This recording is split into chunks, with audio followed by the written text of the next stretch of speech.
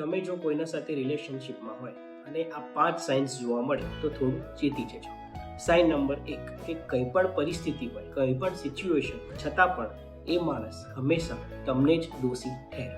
Sign number 2 કે આવી કંઈ પણ સિચ્યુએશન આવે તો ક્યારેય પણ માફી ના માંગે અને માફી જો માગી લે છતાં પણ માફી માંગ્યા પછી પણ એમનું જે વર્તન હોય એવું ને એવું રહે.